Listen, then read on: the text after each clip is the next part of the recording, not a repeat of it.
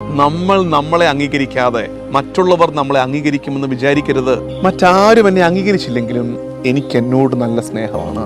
ആ സ്നേഹത്തിന്റെ ആധാരം എന്താ? എന്റെ ദൈവമാണ് എന്നെ സൃഷ്ടിച്ചത്, എന്റെ ദൈവം എന്നെ വീണ്ടെടുത്തു, എനിക്കത് മതി. അതുകൊണ്ട് എനിക്ക് എന്നോട് സ്നേഹമാണ്. നമ്മുടെ സങ്കടമൊക്കെ എന്നറിയാമോ? മറ്റാരോ നമ്മളെ അംഗീകരിക്കുന്നില്ല, അവർ നമ്മളെ സ്നേഹിക്കുന്നില്ല. അതുകൊണ്ട് എന്ത് പറ്റും?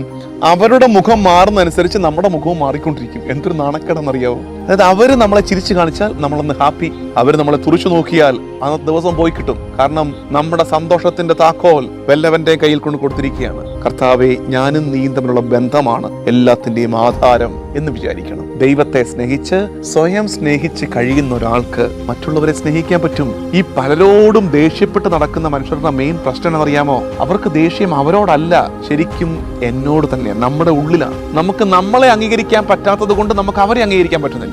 നമുക്ക് നമ്മളെ സ്നേഹിക്കാൻ പറ്റാത്തത് കൊണ്ട് നമുക്ക് അവരെ സ്നേഹിക്കാൻ പറ്റുന്നില്ല.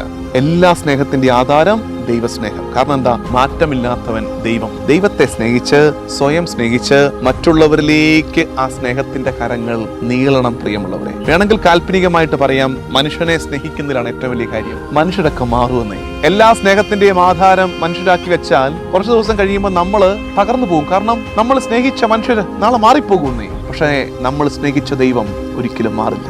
മാറ്റമില്ലാത്ത ദൈവത്തോടുള്ള സ്നേഹമായിരിക്കണം എല്ലാ സ്നേഹത്തിന്റെയും ആധാരമെന്ന് ഓർക്കണേ.